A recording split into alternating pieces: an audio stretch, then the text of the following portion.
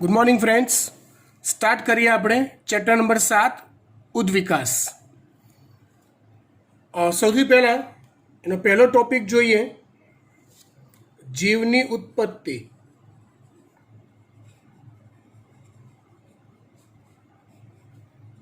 આ ટોપિકમાં નીટ સાથે કનેક્ટેડ જેટલી વસ્તુઓ છે એટલાની જ આપણે ચર્ચા કરીશું.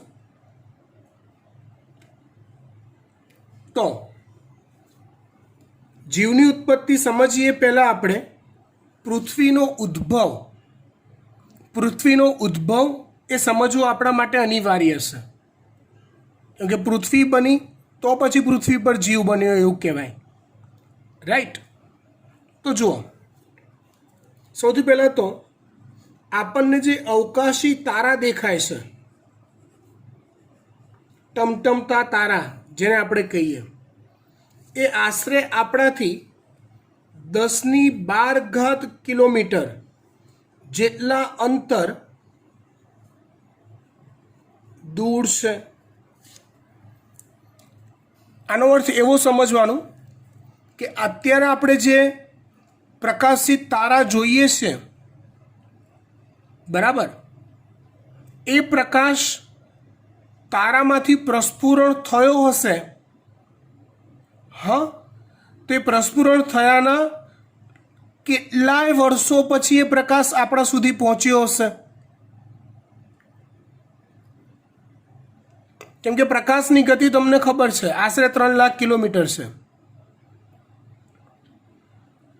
તો સિમ્પલ છે કે અત્યારે તમને જે પ્રકાશિત તારો જે આપણે જોઈએ છે, તો એ પ્રકાશ જે આપણને દેખાય છે, આપણા સુધી પહોંચ્યો છે, એ ત્યાંથી પ્રસ્ફુરણ થઈ આપણા સુધી પહોંચતા એને હજારો વર્ષો લાગ્યા હશે.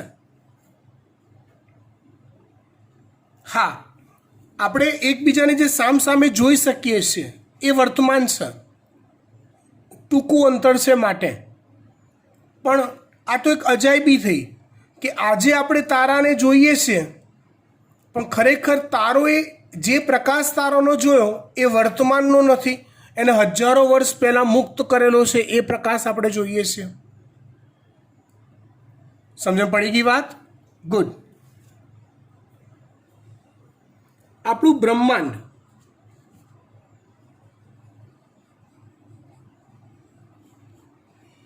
એ આશરે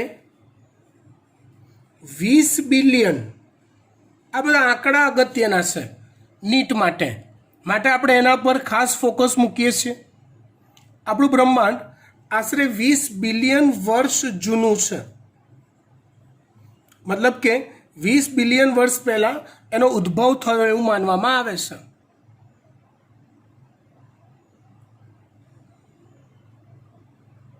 બરાબર.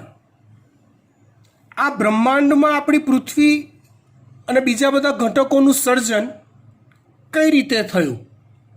તો કે એના માટે એક થિયરી છે જેને બિગ બેંગ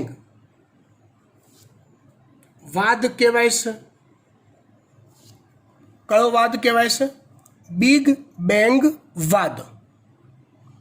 તમને જો કદાચ ખબર હોય તો, કદાચ આજથી લગભગ 4-1 વર્ષ પહેલાં, 3-4 વર્ષ પહેલાં, મને એક્ઝેક્ટ યાદ નથી, પણ યુરોપિયન કન્ટ્રીઝમાં આ બિગ બેંગ થિયરીનો અમલીકરણ કરવામાં આવ્યું હતું.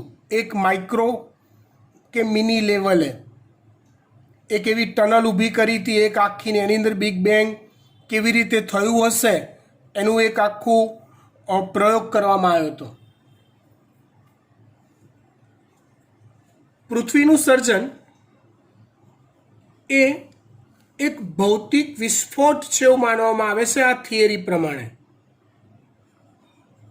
બિગ બેંગ મુજબ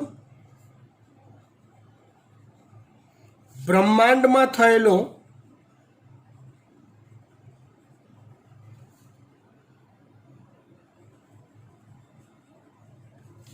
એક ભૌતિક વિસ્ફોટ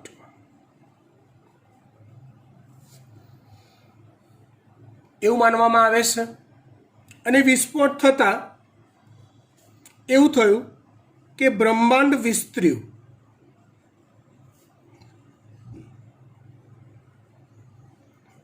અને એનું વિસ્તરણનો એક ભાગ રૂપે વિસ્તરણના એક ભાગ રૂપે મિલ્કી વે નામની આકાશગંગામાં, મિલ્કી વે નામ બધાએ સાંભળ્યું છે, આકાશગંગામાં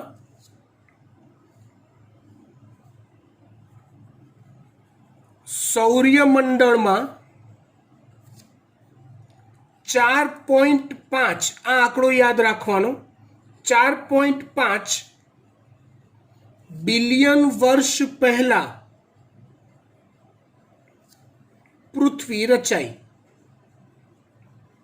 જો હો, આ કોઈ આંકડા ચોક્કસ નથી, આશરે આશરે અથવા આવું માનવામાં આવે છે એવું છે.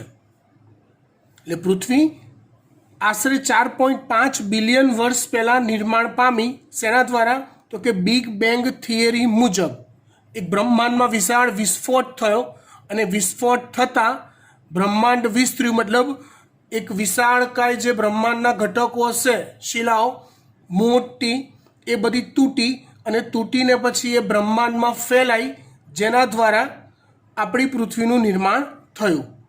આપણી પૃથ્વી જે સૌરમંડળમાં છે, એ સૌરમંડળ જે આકાશગંગામાં છે, એ આકાશગંગાને મિલ્કી વે કહેવાય છે. અને એમાં સૌરમંડળ અને આપણી પૃથ્વી 4.5 બિલિયન વર્ષ પહેલાં રચાયા.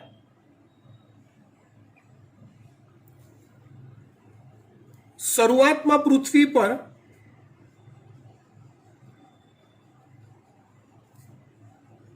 વાતાવરણનો અભાવ હતો. શરૂઆતમાં પૃથ્વી પર વાતાવરણ જોવા મળતું નહોતું. પાણીની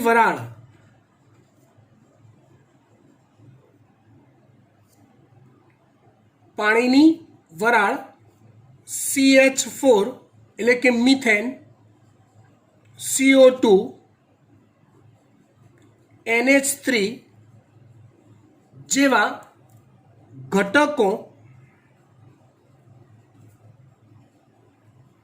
પીગળેલા સ્વરૂપમાં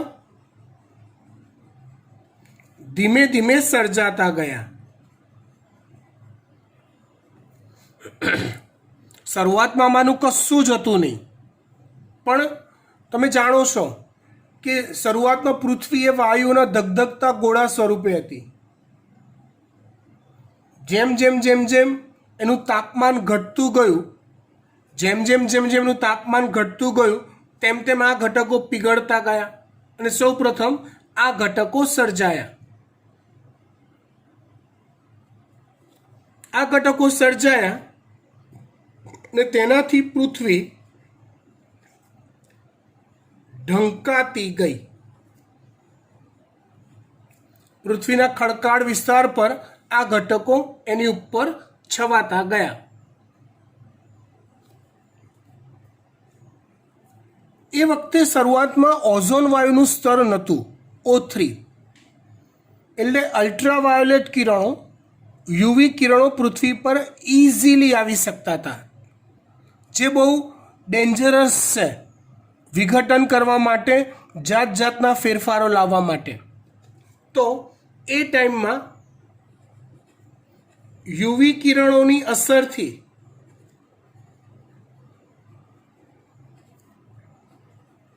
H2O નું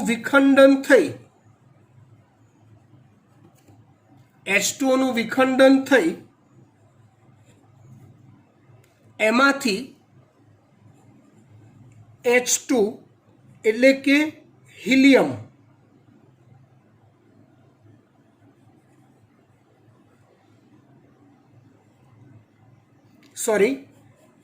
એમાંથી હાઇડ્રોજન અને હિલિયમ જેવા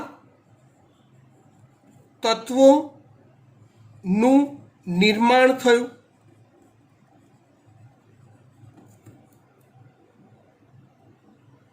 ફરી પાછું જે ઓક્સિજન મુક્ત થયો તેમાંથી ઓઝોનનું એટલે કે O3નું નિર્માણ થયું.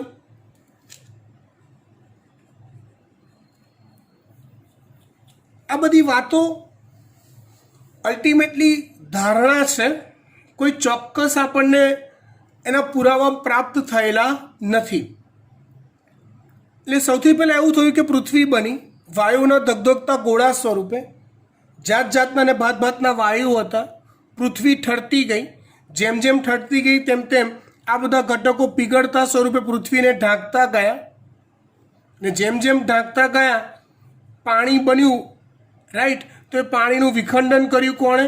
અલ્ટ્રાવાયોલેટ કિરણોએ. હાઇડ્રોજન મુક્ત થયો, જેમાંથી હાઇડ્રોજન અને હિલિયમ જેવા ઘટકો બન્યા. ઓક્સિજન મુક્ત થયો, એમાંથી O3નું નિર્માણ એટલે કે ઓઝોનનું નિર્માણ થયું.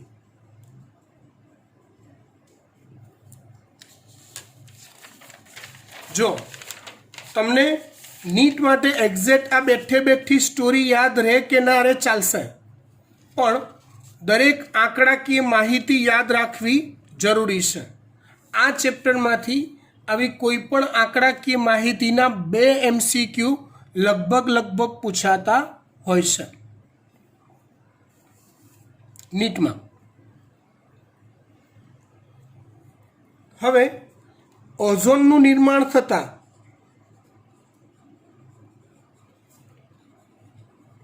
પૃથ્વીનું તાપમાન વધુ માત્રામાં ઘટ્યું. એ ઘટ્યું એટલે જે પાણીની વરાળ હતી, બાષ્પ હતી, એ હવે વરસાદ સ્વરૂપે વરસવા લાગી. પાણીની બાષ્પ જે હતી એ વરસાદ સ્વરૂપે હવે વરસવા લાગી. મતલબ હવે પાણી પોતાનું પ્રવાહી સ્વરૂપ ધારણ કરવા લાગ્યું. આ પાણી પૃથ્વી પરના ખાડાઓમાં ભરાતા સમુદ્રોનું નિર્માણ થયું.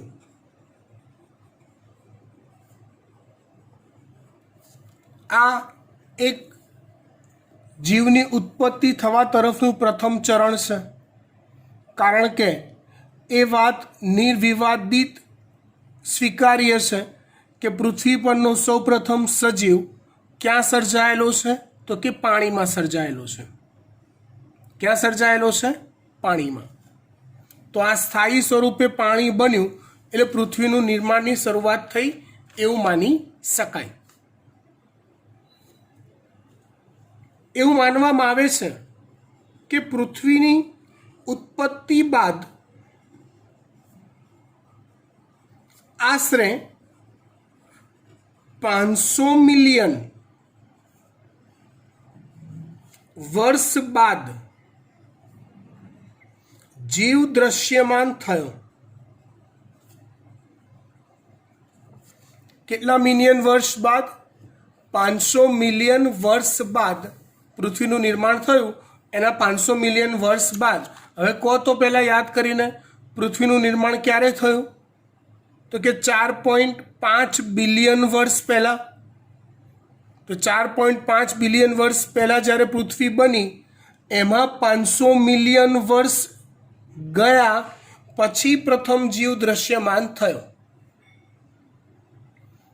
હવે આપણે સાચી થિયરીમાં એન્ટ્રી મારીએ છીએ, કેમ કે આપણો થિયરીનો ટોપિક શું છે? જીવની ઉત્પત્તિ છે. પણ જીવની ઉત્પત્તિ કરવા માટે, સમજવા માટે સૌથી પહેલાં પૃથ્વીનો ઉદ્ભવ સમજવો જરૂરી છે. પૃથ્વીનો ઉદ્ભવની વાત અહીંયા પૂરી કરી. હવે જીવની ઉત્પત્તિની ચર્ચા કરીએ. જીવની ઉત્પત્તિ એક્ઝેક્ટલી કેવી રીતે થઈ? આપણા માટે ટ્રેજેડી એ છે કે જ્યારે જીવનું નિર્માણ થયું હશે ને ત્યારે માણસ પૃથ્વી પર હાજર નહોતો. માણસનું નિર્માણ તો જીવની ઉત્પત્તિ થયા પછી કરોડો વર્ષો પછી માણસનું નિર્માણ થયું છે. એટલે અહીંયા જીવની ઉત્પત્તિ માટે જેને જે મન ફાવે એવા તુક્કા આપી શકે છે, જેવા જેવા મનમાં વિચાર આવે એવા તુક્કા આપી શકે છે. એવા કેટલાક તુક્કાઓ જોઈએ કે જેની કોઈ શ્યોરિટી નથી.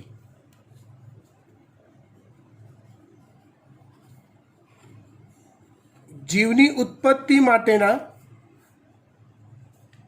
વાદ. પહેલો વાદ છે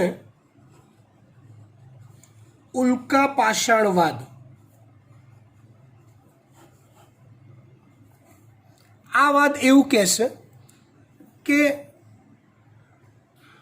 પૃથ્વી પર જીવન કોઈક અન્ય ગ્રહ પરથી આવ્યું છે, કોઈક બીજી આકાશગંગાના કે બ્રહ્માંડના કોઈક બીજા ગ્રહ પર જ્યાં જીવન હશે તો ત્યાંથી કોઈક વિશાળ કાંઈ ઉલ્કાશિલા પૃથ્વીના વાતાવરણમાં પ્રવેશી હશે અને એ ઉલ્કાશિલા સાથે જીવ નિર્માણના ઘટકો, એ ઉલ્કાશિલા સાથે જીવ નિર્માણના ઘટકો જેને સ્પોર્સ કહેવાય છે,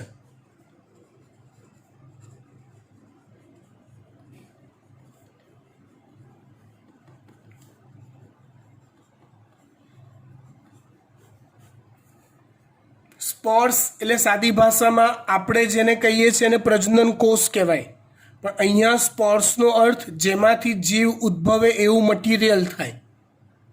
સ્પોર્સ એટલે જેમાંથી જીવ ઉદ્ભવે એવું મટીરિયલ. તો સ્પોર્સ એ ઉલ્કા દ્વારા પૃથ્વીમાં પ્રવેશ્યા છે.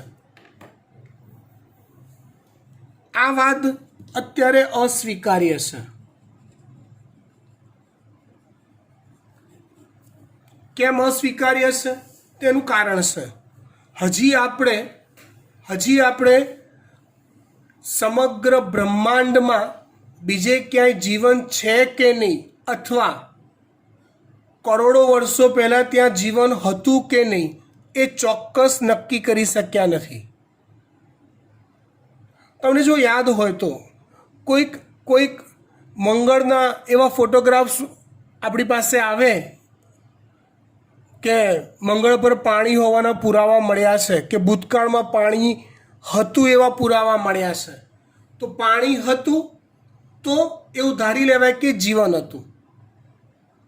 આવું બીજા કોઈ પણ ગ્રહ કે જ્યાં પાણી હશે ભૂતકાળમાં કદાચ કે આજે, તો એ પાણી હતું એટલે અંદર જીવન હશે એની શોધ કરાય અને પછી અવકાશ વિજ્ઞાનની ગણિતનો ઉપયોગ કરી આટલા અબજો વર્ષ પહેલાં શું ત્યાંથી ઉલ્કાશિલા પૃથ્વી પર આવવાની શક્યતા હતી એની ચકાસણી કરાય. જો એવું થશે ક્યાંક, જો કદાચ એવું ગણિત બેસશે ક્યાંક, તો નક્કી કરાશે ને આ વાદને સાચો મનાશે કે ભાઈ ઉલ્કા પાષાણવાદ જીવની ઉત્પત્તિ માટે જવાબદાર છે. પણ હાલ એને માન્ય રખાતો નથી. એવો બીજો વાદ છે સ્વયંસ્ફુરિત જનનવાદ.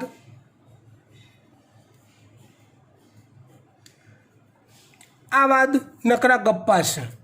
એવું કહે છે કે પૃથ્વી પર બનેલી સડેલી રચનાઓ જેવી કે ઘાસ, એકચ્યુઅલી ઘાસ એ પણ સજીવ જ છે, બરાબર, કે કાદવ વગેરેમાં આપમેળે જીવન વિકસ્યું હશે. હવે આપમેળે જીવન વિકસ્યું હશે તો કેમ ભાઈ, કઈ રીતે? તો કે એના કોઈ પુરાવા છે નહીં. માટે સ્વયંસ્ફુરિત જનનવાદને માન્ય રાખવામાં આવતો નથી. એવો ત્રીજો વાદ છે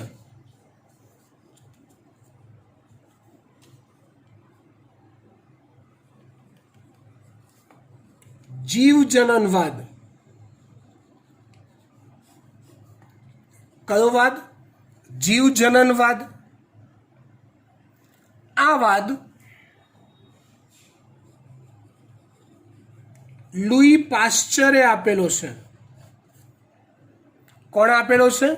લુઈ પાશ્ચરે કયો વાદ? જીવજનનવાદ. એમણે એવું સાબિત કર્યું કે નવો સજીવ પૂર્વે અસ્તિત્વ ધરાવતા કોઈ સજીવમાંથી જ સર્જાય છે. આ લોજિકલી સાચું છે. હું એક જીવ છું તો મારો સજીવ પૂર્વે અસ્તિત્વ ધરાવતા મારા માતા પિતામાંથી થયેલો છે. નવા અમીબા એ કોઈક પૂર્વે અસ્તિત્વ ધરાવતા અમીબામાંથી કોષ વિભાજન દ્વારા જ સર્જાયા હશે. આવો વાદ એટલે જીવજનનવાદ. લુઈ પાશ્ચર. આમ આ વાત સાચો છે, જે અલ્ટિમેટલી સ્વયંસ્ફુરિત જનનવાદને ખોટો સાબિત કરવા માટે પૂરતો છે કે સ્વયંસ્ફુરિત જીવ સર્જાય નહીં. ત્યાર પછી સૌથી અગત્યનો અને કંઈક અંશે માની શકાય એવો રાસાયણિક ઉદ્વિકાસવાદ છે.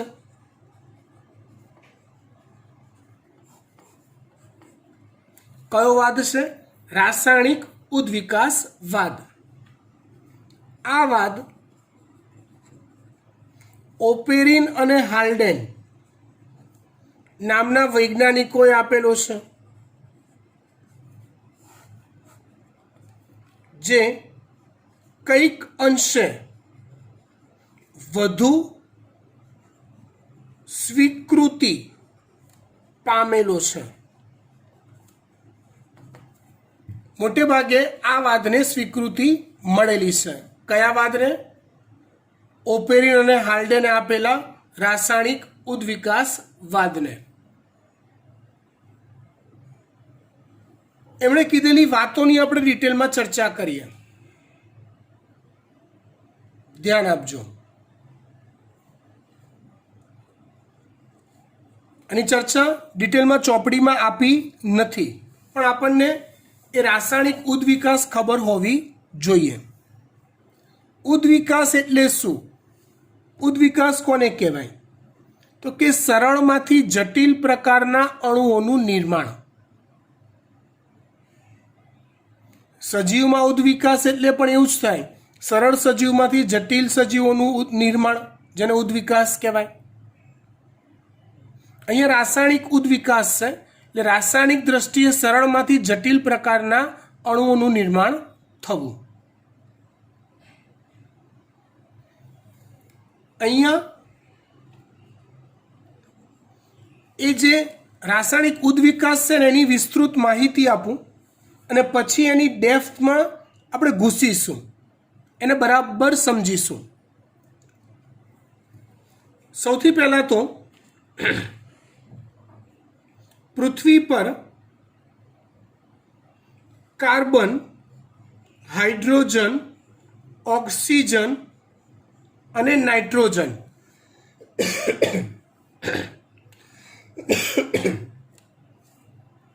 જેવા પરમાણુઓ અસ્તિત્વમાં હતા, રચાયા હશે.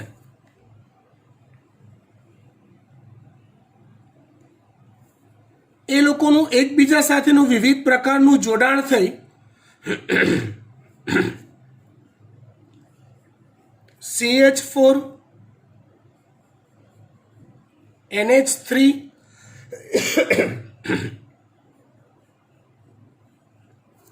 H2O, H2. અહીંયા જુઓ, મેં જે કંઈ પણ કર્યું ને એ બધામાં મેં કાર્બન સાથે, સમજો હો, કાર્બન સાથે હાઇડ્રોજનને જોડ્યો, હાઇડ્રોજન સાથે હાઇડ્રોજનને જોડ્યો, ઓક્સિજન સાથે હાઇડ્રોજનને જોડ્યો, નાઇટ્રોજન સાથે હાઇડ્રોજનને જોડ્યો.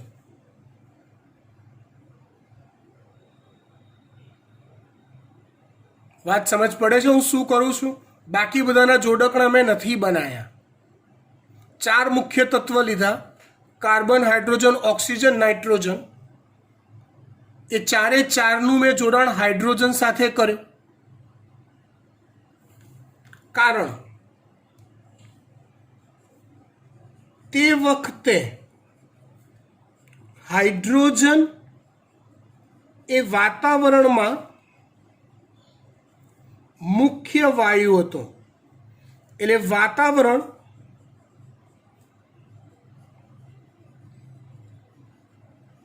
રિડ્યુસિંગ પ્રકારનું હતું,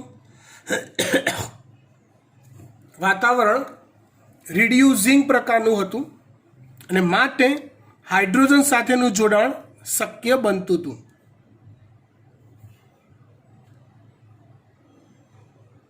આ જ ઘટકો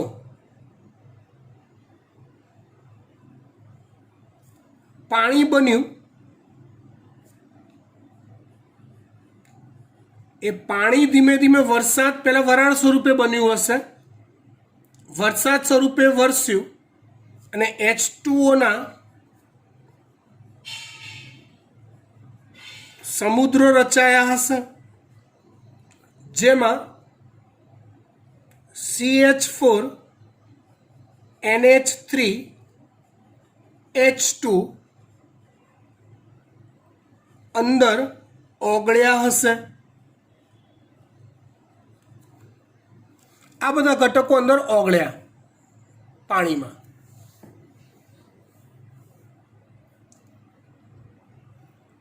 હવે તમે સમજો,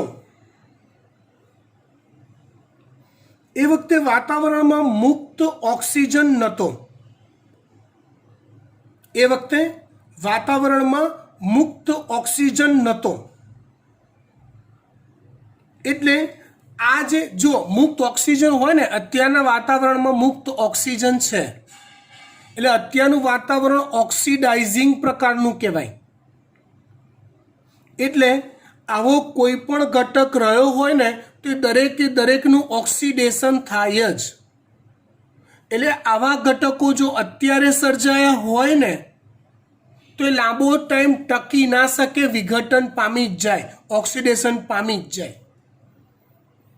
એટલે હું એવું કહું છું કે આ ઘટકો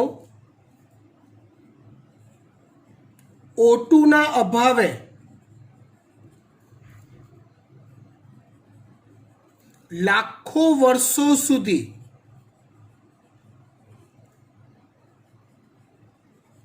પાણીમાં જેમ છે તેમ ટકી રહ્યા. જો જીવનો ઉદ્ભવ તરફ જવું, રાસાયણિક ઉદ્વિકાસ થવો એ એક આકસ્મિક ઘટના છે. સ્પેશિયલ કોઈ પ્રયોગ કરીને લાવો, સજીવ બનાવી દઈએ ફટાફટ કરી, એવું નથી. ઇમેજિનેશન કરો. આ ઘટકો બન્યા, પાણીએ વરસ્યું એટલે સમુદ્રો, ખાડાઓમાં પાણી ભરાયું એટલે સમુદ્રો બન્યા. સમુદ્રમાં આ બધા ઘટકો ઓગળ્યા પછી જેમ છે એમને એમ રહ્યા, જ્યાં સુધી નેચરલી કોઈક પ્રક્રિયા દ્વારા એમની વચ્ચે રાસાયણિક પ્રક્રિયાઓ ના થઈ ત્યાં સુધી. એ વખતે એવી ભરપૂર કન્ડિશન મળી રહેતી હતી. શું મળી રહેતું હતું કહું.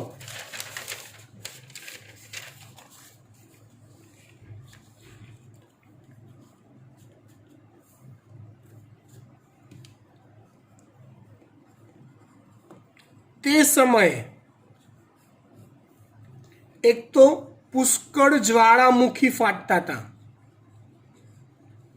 જ્વાળામુખી ફાટે એટલે બધું આમ તહેસ નહેસ થઈ જાય, બધું ગમરોડાય.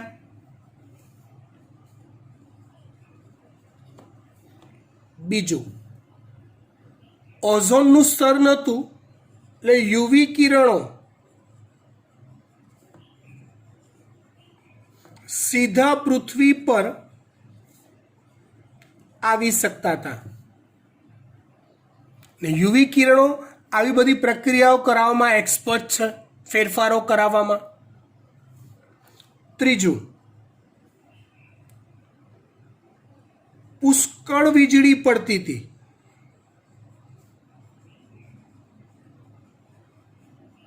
અને વીજળી અથવા કરંટમાં એ તાકાત છે બધું કંઈક નવા જૂની કરવાની. અત્યારે પણ પૃથ્વી પર વીજળી પડે છે, પણ મોટા મોટા શહેરોમાં ઊંચી ઊંચી બિલ્ડિંગોમાં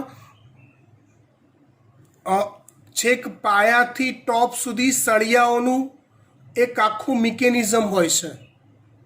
તે ઊંચા ઊંચા ટાવરોની ટોપ પર એ વીજળી પડે અને ત્યાંથી સીધી જ ભોંય ભેગી થઈ જાય.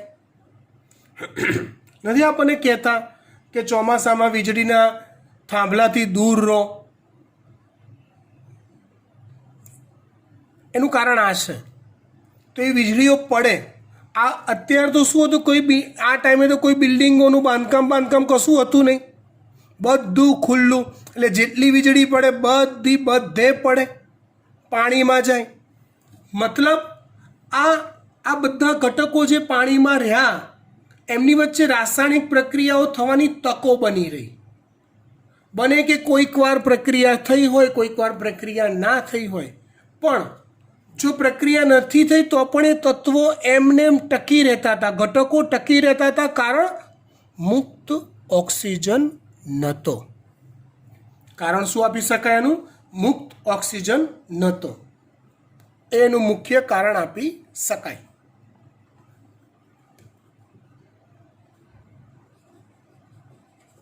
આવી પરિસ્થિતિના લીધે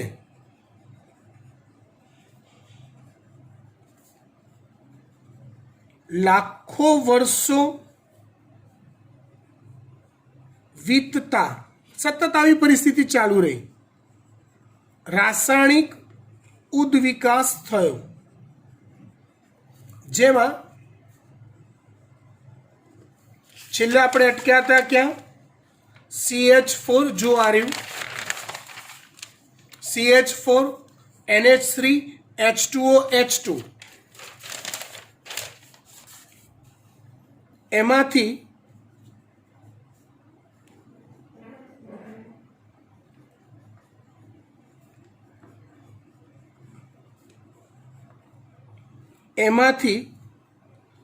એમિનો એસિડ્સ, શર્કરા, ફેટી એસિડ્સ, ગ્લિસરોલ, ન્યુક્લિયોટાઇડ જેવા અણુઓ બન્યા. એ બન્યા પછી બી એ એમને વર્ષો સુધી પડ્યા રહ્યા. એમાંથી પછી protein, polysaccharide, lipid, DNA, RNA જેવા ન્યુક્લિક એસિડ સર્જાયા હશે. આ તમે જુઓ, ક્રમશઃ સરળમાંથી જટિલ પ્રકારના અણુઓ બનતા જાય છે. આ બધા હજી નિર્જીવ છે, કોઈ સજીવ નથી. બધા હજી નિર્જીવ છે, કોઈ સજીવ નથી. એમાંથી માઇક્રોસ્ફિયર્સ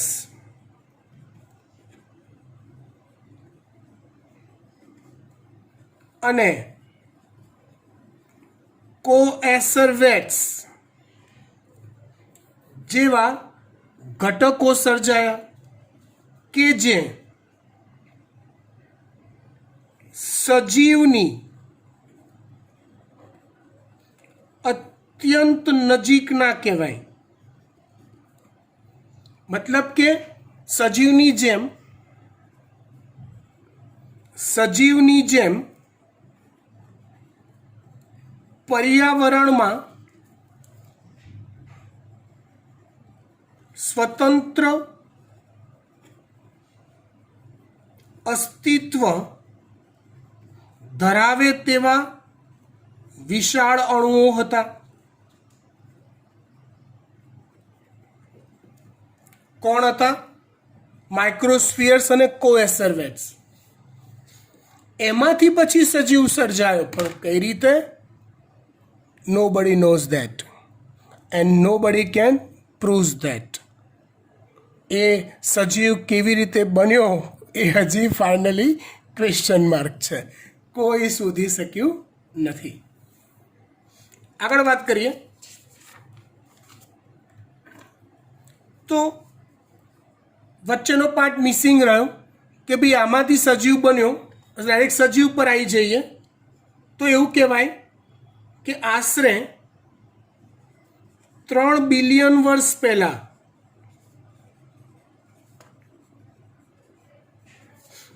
પ્રથમ સજીવ પૃથ્વી પર સર્જાયો.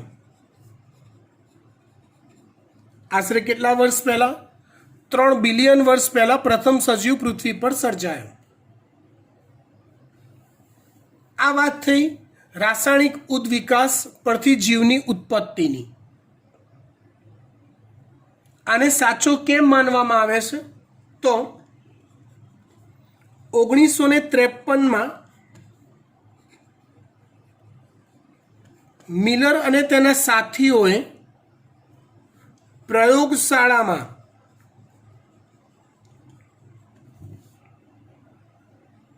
એક પ્રયોગ કર્યો. એ પ્રયોગની ડિટેલ તમને ટેક્સ્ટ બુકમાંથી મળી જશે. હાલ આપણે ડિટેલની ચર્ચા કરવાની જરૂર મને નથી લાગતી. એવો પ્રયોગ કર્યો કે જેમાં ઓપેરિન અને હાલ્ડને જે પરિસ્થિતિનું વર્ણન એમના પુસ્તકોમાં કર્યું હતું એવી જ પરિસ્થિતિ એમને લેબોરેટરીમાં ઊભી કરી અને જેના અંતે એમને એમિનો એસિડ્સ, શર્કરા, નાઇટ્રોજન બેઝ વગેરે જેવા ઘટકો પ્રયોગશાળામાં પ્રાપ્ત થયા, જે એવી સાબિતી સૂચવે છે કે ઓપેરિન અને હાલ્ડન સાવ ગપ્પા મારતા નહોતા, એમની વાતોમાં કંઈક સત્ય હતું. આજનો લેક્ચર આટલે સુધી જ રાખીએ છીએ. હોમવર્ક ઘણા બધા બાળકોનું પેન્ડિંગ છે, એ પતાવો. જોડે જોડે તમે કામ કરતા રહો, આળસ ખંખેરો, શિડ્યુલ બનાવો અને રેગ્યુલર વર્કને પ્રાયોરિટી આપો. Thank you.